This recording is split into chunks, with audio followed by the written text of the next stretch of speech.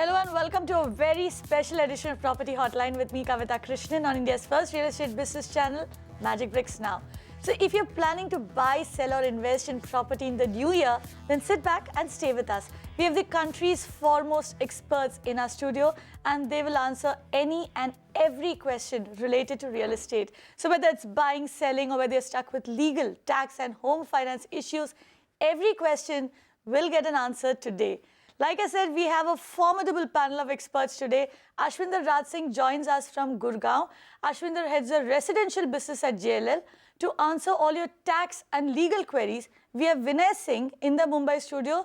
In the Mumbai studio with us is also Kartik Jhaveri of Transcend Consulting, who will tell you how to finance your dream home. So let's get cracking with the show today. We have the first viewer on the phone. Hello? Hello? Hello. Hi, tell us what's your name, where are you calling from, and what's your question for us? Okay, my name is Sumit and I'm from Delhi.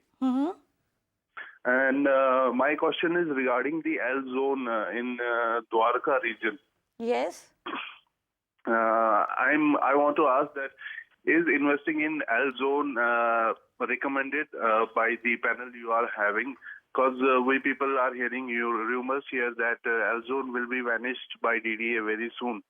And if investing in L zone is profitable, then which are the major players, which are the major projects for one must invest in? Okay, so great question to kick-start the show. Ashwinder, why don't you take it first? L zone in Dwarka, do you think it's a good investment? See, yes, there's been a lot of discussions regarding L zone. The operational guidelines have been notified by the Urban Ministry, but the pooling process has not started. So this is a big one. So till the time pooling process does not start, DDA does not invite developers to submit their application, I think we all should stay away from L zone. But from an investment perspective, once all the compliances, regulations, approvals are in place, L zone is going to be a very hot area to invest in. It's right in the middle, it's near Gurgaon, it's equidistant to Delhi, very near the airport. So from an investment perspective, from an end use perspective, this is going to be a great place. But for now, it is wait and watch. Right. So, Ashwinder, how long should Sumit hold on in that case? You said the cooling process has not yet started. If you could just break it down, make it a little simpler for him. See, he cannot invest right now because there's going to be a proper announcement by DDA once the pooling process starts, and once they start, requesting the developers to submit their applications and let them know what are the land banks they're talking about and where are the projects going to come. So till that time, we actually hear from DDA that this process has started and completed. I would not recommend anybody really going and investing in L zone. Right. So at that point of time, he should buy into land. Would you recommend that? He can buy into land, he can buy into apartments, he can buy into, plotted communities which are going to come there. I think most of it, what is going to happen is there are going to be, more opportunities to invest in apartments and, group housing. Okay, apartments, group housing is probably what you should be investing in L zone, but hold off for now. Wait till DDA actually moves and calls developers to come in. Right now is not a great time for you to invest, but yes, like Ashwinder said, it's a great location. So probably a couple of years in future, you should probably look at that location. Right, Sumit? Okay. Thank you so much for calling in. Let's move on. We have a question coming in via email from Mani. Now, Mani says that he bought a flat for 51 lakh rupees in 2012 in Hyderabad. The value of this flat is now 30 lakh rupees. If he sells this flat, can he book losses? He's a salaried person. Vinay, want to take that? Yes, well, there will be a loss there, but it is going to be difficult for him to set this off against other income. So, this kind of a huge loss is going to be difficult to handle. I think maybe he should wait it out a little and see what happens, whether prices increase or not, unless there is a real need for money. Typically, how do you set off a loss? How do you show that? Well, there are different rules for you to set off losses. So, short-term gains, typically you will be able to set off against long-term gains. You might not be able to set this off against other income, like say income from other sources or income from salary. So, this is something that you will have to look at, that is it possible for me to set this off? If it's not, obviously you shouldn't be doing it. Right, so money, hold on for some time, and anyway, you are looking at a huge loss, so it doesn't really make sense to sell at a loss. You could probably hold on for some time and then try to sell it. Ashwinder, I would like to bring you in here.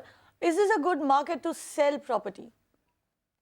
See, to be honest, Kavita, this is a market to buy, not to sell, because the markets have been soft for the last 2-3 years. And from the cues that we are getting, I think the markets are bottoming out. It is tough to time the market, but the moment the markets start going north, it will become difficult to catch. So as has been the case in the past as well. So I would recommend our clients really to hold tight, not to think of selling right now unless and until it is a grave emergency, and look at deals around. You are having some great deals, great options. Developers are very flexible, and get in and buy an apartment or a villa or a piece of land. Right. So good time to buy, not a great time to sell. Hold on is the verdict from our panel. Let's move on. Next query comes from Ganesh, who has posted this on our website www.mbnow.in. Ganesh says, what are the procedures to get a membership in a society in Mumbai after getting a probate? Can the AGM stick to its decision against the registrar's judgment? Is the AGM the final authority? Vinay? Well, first thing you must understand is that the title to the property and membership in a society can be slightly different. So, where the society has a nomination on record, they are bound to transfer the flat and the shares to the nominee without even entering into the question as to who is the real owner and who are the legal heirs, etc.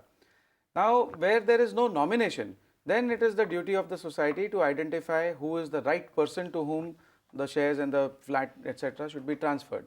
Now, in this case, if you have a probated will and a very, and clarity on who's the person who's entitled to that flat, then the society would have to follow that, and provided you make a proper application and complete the formalities, it should not be difficult to get it transferred. Your second part of the question as to whether the AGM is supreme, yes, but that is so far as the society is concerned. If the registrar passes an order, an AGM cannot supersede that. You can challenge it in a higher forum, but you cannot supersede or say, no, we will not listen to you. That's not possible. So the registrar is supreme. Registrar can overrule the AGM. That's your answer there. Let's move on. We have a question coming in from Nandini Wagh, who's written in via email. Now, she says that her husband is a central government employee who will be retiring next year. And she wants to know how much amount can he borrow to buy a house. Their only worry is that we don't know how much he will get after he retires. Is there a concession in interest rates for senior citizens? Home loan after retirement, how difficult or easy is that going to be? Kartik? Well, per se, it's not very easy to get a home loan once you've retired, or, typically most NBFCs and banks would want to give you a loan more or less till the time of your age of retirement. However, there are provisions by which you may be in a position to get some loan because, people might think about your pension income. See, they're not concerned with what kind of package you get or what kind of retirement benefits are going to accrue to you. What's important is what is the kind of cash inflow in terms of some sort of income, whether pension income or other investment income is something that you can show, which they can believe that you will come in quite certainly. So one is that. Second is your tenure will not be too long. You might get a very short tenure. Do you have concessional rates? No, generally that's never the case. You might get concessional rate for doing deposits, but you certainly don't get concessional rates for getting a home loan. So all in all, I think it's difficult. The via media way out of this would be, if you're going to buy a property, why don't you think about buying the property, if it's possible, with somebody who's much younger to you? maybe your child or something of that order, then what will happen is then he can become the co-borrower and then your loan can get sorted out. So even if you have the money, you can give it as a gift to your child and maybe the child can pay. I mean, it's just a via media mechanism, but you need to have somebody who's got many years to go before the earning stops, and the earning inflow is what the bank or the NBFC who's going to fund you is interested in. Right. So buy that property, Nandini. If you have children, buy that property with a child as a co-applicant. That will probably give you a longer tenure on your loan. Also, tell us something, Kartik. Yep. Do you think that especially retirees who are looking at a pension income, should they go for a fixed rate home loan or should they go for a floating rate home loan? Okay, so per se, anybody, whether it's a retiree or a person who's actually got many years to go in terms of work, should in any case go for a floating rate loan, because now we are not in a scenario where the fixed rate is very, very low. I remember if you go back about a decade or so, 2006, 2007, those were the times where fixed rates were available in the range of about 7% plus minus. So now we are not in that scenario at the moment. So as of now, floating rate should be your best bet, because we expect that over a period of the next few years, we will see a downward trend in interest rates, and which is obviously going to benefit you in terms of your interest cost savings. So therefore, at this stage in time, floating rate is the best option for whoever it is. Floating rate is the best option, especially with interest rates going down. And you got an outlook there from Kartik. You can expect interest rates to trend lower as we get into the new year. Moving on, we have a viewer on the phone. Hello. Hello. Hi. Tell us what's your name and what is your question for us? Yeah, hi. My name is Pratik and I'm calling from Mumbai. My question is, I want to purchase a 1 BHK flat in Pune, near Mumbai-Pune Highway, old Mumbai-Pune Highway. So I just want to know, okay, what is the future prospects for this project? Is it fine for purchasing 1 BHK today? Pratik, any particular area on the Mumbai-Pune highway? Because the last time I drove down to Pune, I mean, there are buildings all across. Yeah. Actually, the thing is, there is old Mumbai-Pune highway, and the area is a Jambul Talegaon. Talegaon? Yeah. Right. So, Ashwinder, what do you think? Talegaon on the old Mumbai-Pune highway, good location. What is the kind of prospects that he can expect? See, this is a good time to invest because the prices have been pretty stable. They are between 2,800 to 3,500 square feet. To be honest, I would recommend him to buy either on the Mumbai road or the Nasik road, where the investment opportunity looks far better. And he can expect some good projects coming in, like you have the Supreme English Country starting at 28 lakhs, you have Kohinoor Abhiman starting at 18 lakhs, and then you have River Residency which starts at 25 lakhs. So there are good projects in that area, so he can go there, do a good recce, have a good advisor who can advise him what are the good projects. The projects should have good due diligence, they should have good track record, and then go ahead and invest. It is a good point to enter the market in that side of Pune. Ashwinder, you're giving Pratik here an option. Could you also give us a sense of the prospects of both these markets? If you were to go with Talegaon over a 5-year horizon, what kind of growth can he expect? And like you said, if he were to go on the Mumbai-Nasik highway and select a property there, what kind of growth can he expect over there? See, in the Talegaon area, you have projects like Tata Montana, you have Mantra City, you have Urban Life, again starting between 25 to 35 lakhs. I think the investment opportunity in the next 5 years is pretty bright, because 5 years and more is an investment horizon that you should have in real estate. Anything less than that becomes very speculative. So you can actually look at, maybe even doubling your investments, or at least growing at 10 to 15% annually, and look at, at least any returns between 50% to double your returns in both these areas. Okay. So, Pratik, you have to understand that the price band is very low. So when you have a price band of 25 to 30 lakhs, the opportunity to make good returns becomes higher, and the quantum of prospects that look at this band is also much higher. So slowly and steadily the demand starts increasing, and that's where the price goes up. Right. So Pratik, you should both, you have two. You asked about one location, now you're getting the choice of two locations. You can also look at the Mumbai-Nasik highway. And another key takeaway for all our viewers, the sweet spot for investing in property is 20 to 25 lakhs because that's where you will get maximum returns on investment. Next up, we have a question that's come in via email. Inder Kumar writes in, he says that he booked a flat in Delhi 2 years ago. He booked it at a cost that was escalated at the time of making the agreement. Now he's trying to cancel the booking for the last 2 years. He booked it through Investors Clinic. Therefore, the construction company asked him to take the refund from Investors Clinic. Now Investors Clinic has given an NOC to ask the construction company for a refund. So what steps should he take? His money worth rupees 3 lakh is stuck in this project and he's essentially being kicked around. What do you say, Vinay? What can he do here? Well, it seems that he's being given the runaround and both of them are trying to get out of this. But I think it's first important to look at legally who has accepted the money. If it's a builder who's accepted the money, then he's bound to return it. And if it is an intermediary like Investors Clinic, then they are bound to return it. So I think a little clarity on that by examining the receipt as to who actually has accepted the money. And I think if they're giving you the runaround, send them a legal notice. And if that doesn't work, I suggest then you seriously consider approaching the consumer forum there. So essentially, does he send two different legal notices or does he just group it together and send it to both of them? Well, you can send it to both, but primarily who has received the money is important. If the Investors Clinic was acting as an agent of the builder, then it is still the builder who's bound to return it to you. So I think a little clarity on that would be good. Right, Inder, go back and read that receipt that you got from them when you paid that money and figure out whether you paid the money to Investors Clinic or whether you paid it to the builder and then take further action. You can send a legal notice to both of them.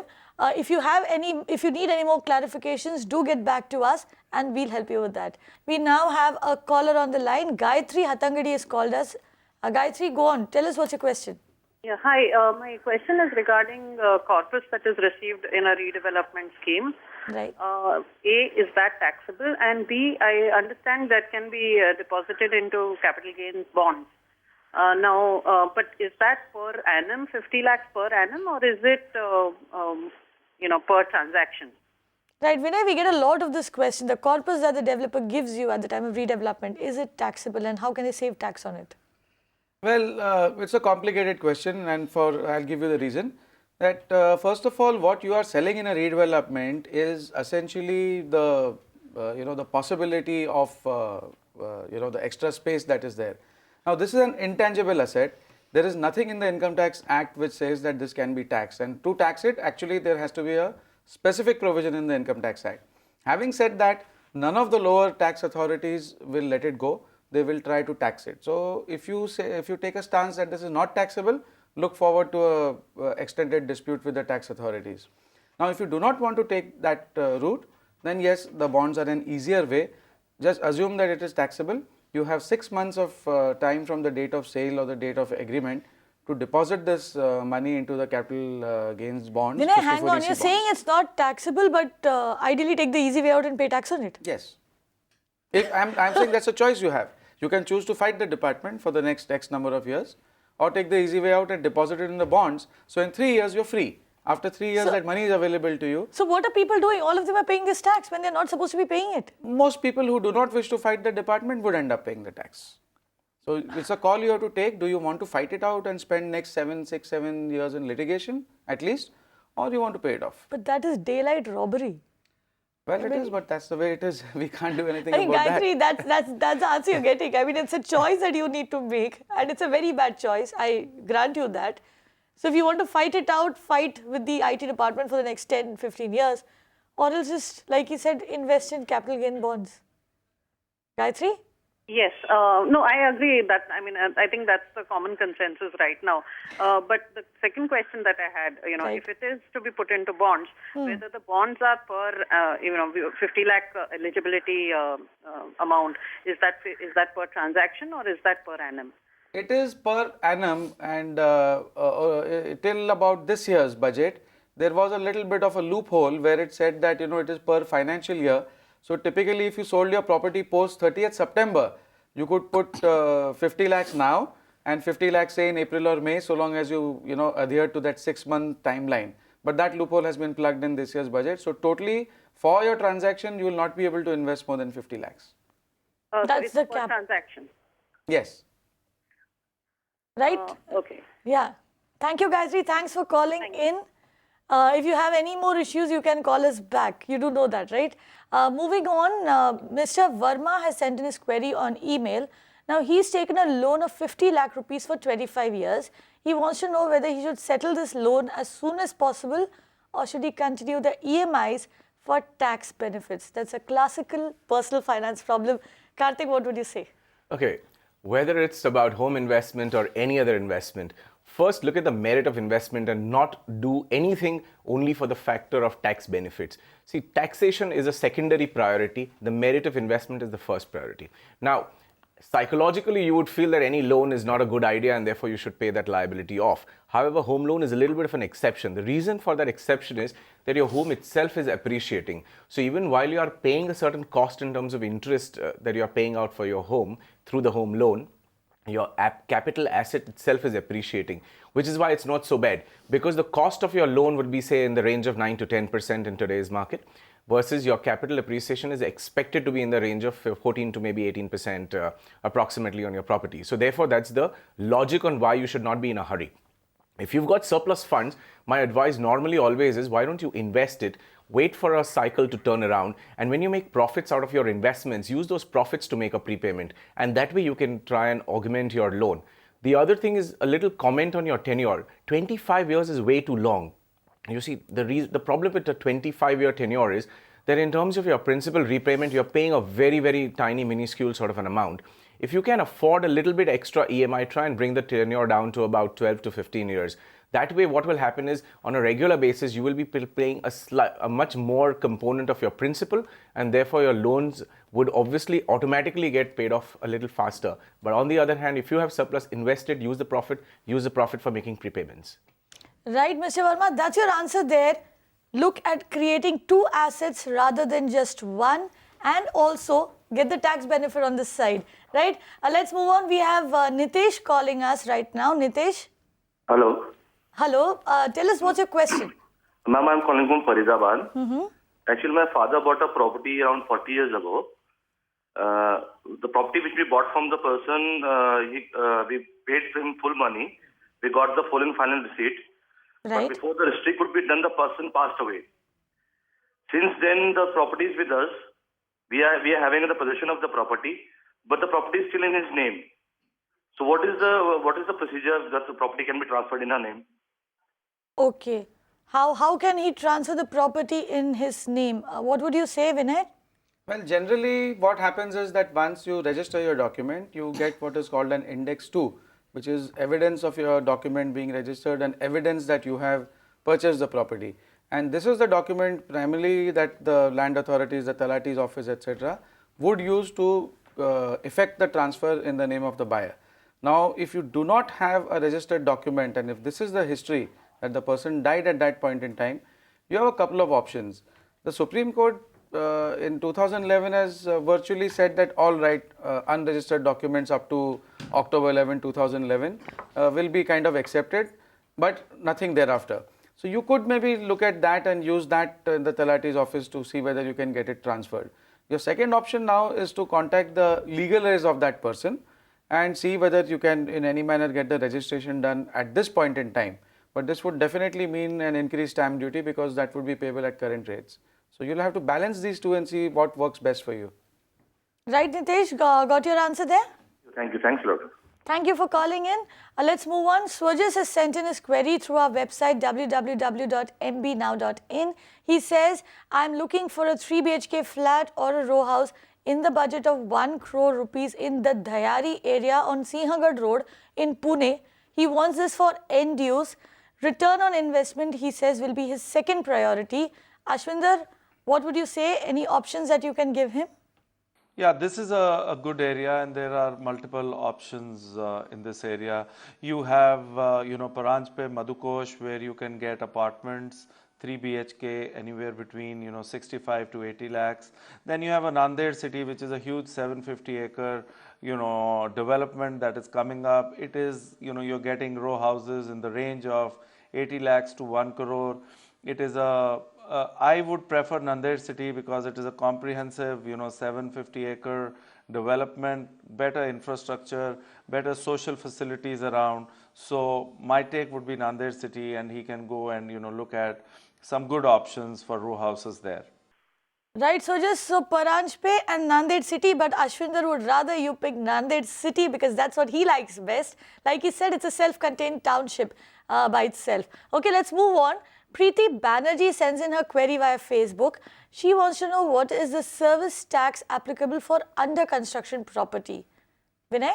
Well, Preeti, it is the service tax applicable is dependent on the value of your property. So if you're buying something under a crore, it would be about 3.62%, and if it's above a crore, it would be around 4.35%. So, and this would be collected from you periodically. You have no choice, you have to pay that. You have to pay service tax on under construction property. And with that, it's a wrap on this special edition. Ashwinder, Kartik, Vinay, thank you very much for joining us. A very, very happy new year to all our viewers. Stay tuned to Magicbricks Now.